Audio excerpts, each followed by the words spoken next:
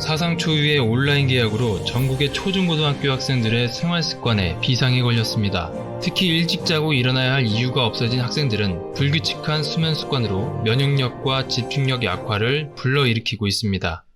1% 영감이 99%의 노력을 지배합니다. 1% 영감과 몰입을 위한 모든 것. 오늘은 온라인 계약으로 무너진 수면 습관 바로잡기라는 주제로 이야기 나눠보겠습니다. 온라인 계약으로 무너진 수면 습관을 바로잡지 못하면 원하는 성취를 기대하기 어려울 것입니다. 인지과학적으로 수면이 부족하면 인지 능력이 현저히 떨어지고 반대로 지나친 수면은 우울 정도가 높아지고 불안장애 등 정신건강에 악영향을 미친다고 합니다. 손흥민 선수의 경우 저녁 10시만 되면 잠자리에 들고 최소 8시간 숙면을 취한다고 합니다. 연구 결과에 따르면 6에서 8시간이 적정한 수면 시간이라고 합니다. 그런데 수면 시간만큼 잠을 자는 시간대도 중요한데요. 어렸을 때부터 귀가 닳도록 들었던 이야기입니다. 일찍 자고 일어나라. 그런데 이렇게 해야 하는 과학적인 이유가 있습니다. 숙면을 위해 가장 좋은 수면 시간대는 밤 10시에서 2시 사이입니다. 근거는 멜라토닌에 있습니다. 우리 뇌에서는 해가 지는 저녁 시간이 되면 잠을 유도하는 멜라토닌 호르몬이 분비됩니다. 이 멜라토닌 호르몬은 잠만 재우는 역할뿐만 아니라 뇌와 몸을 보호하는 고마운 물질입니다.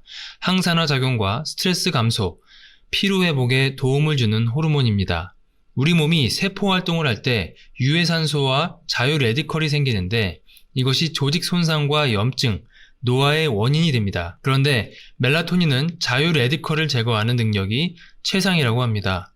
다른 항산화 물질과는 달리 한번 자유레디컬을 붙잡으면 분리시키지 않는 강력한 힘을 발휘합니다. 그래서 멜라토닌 호르몬이 왕성하게 분비되는 시간대에 잠을 자야 하는 것입니다. 여기 그래프를 보시면 9시부터 분비되기 시작하면서 새벽 3시에 정점을 찍고 하락하게 됩니다. 만약에 잠을 1시나 2시 이후에 자게 되면 멜라토닌이 서서히 감소하는 시간대에 잠을 자기 때문에 충분한 숙면과 피로 회복이 어렵다는 것입니다. 그래서 같은 시간을 자도 일찍 자고 일어났을 때랑 늦게 자고 늦게 일어났을 때랑 몸의 컨디션이 다를 수밖에 없는 것입니다. 그런데 공부할 시간이 부족하다고 늦게까지 공부를 하는 학생들이 있습니다. 새벽에 공부하는 것이 과연 효율적일까요?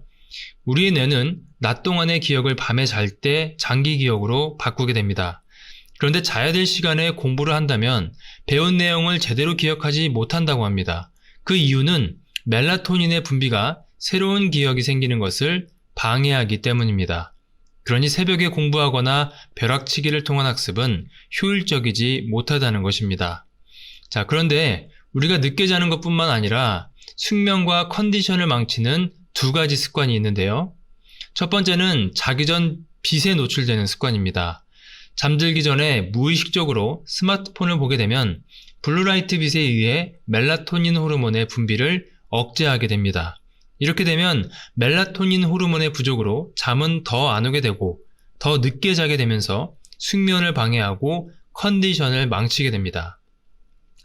아무래도 밤에 잠이 부족했으니 학교에 가면 당연히 엎드려서 자겠죠.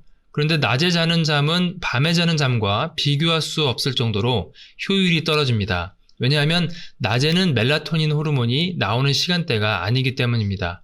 낮에 자도 피로가 잘 풀리지 않는 이유는 멜라토닌 호르몬 부족 때문입니다. 즉 숙면을 통한 피로 회복이 아니라 그저 몸이 휴식하는 것이라고 보면 되겠습니다.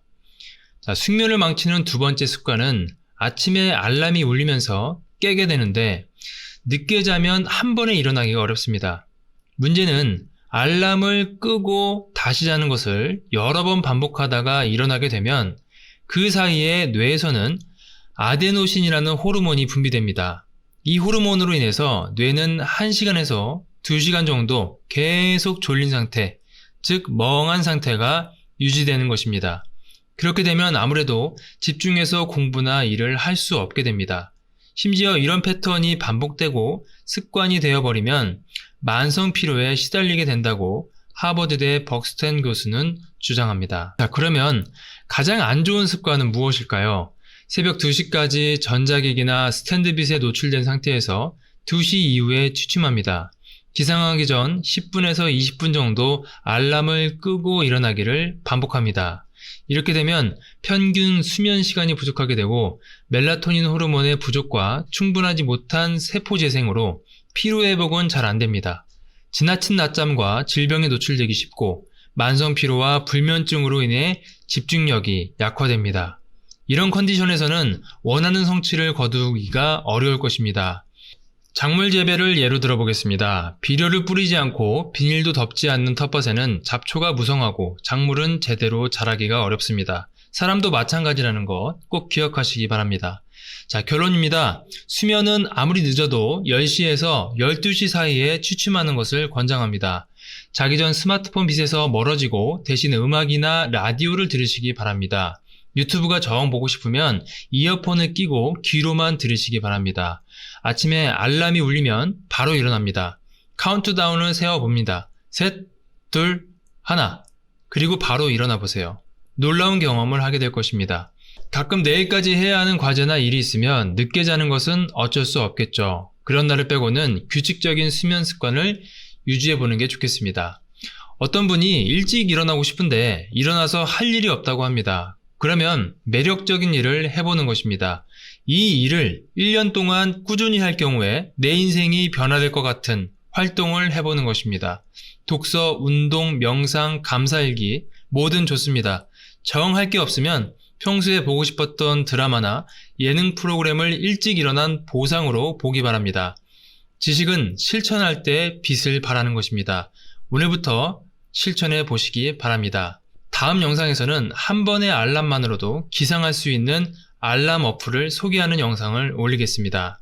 몰입은 무언가를 더하는 것보다 안 좋은 습관들만 없애도 잘 될 수 있습니다. 오늘은 여기까지 하겠습니다. 끝까지 들어주셔서 감사합니다.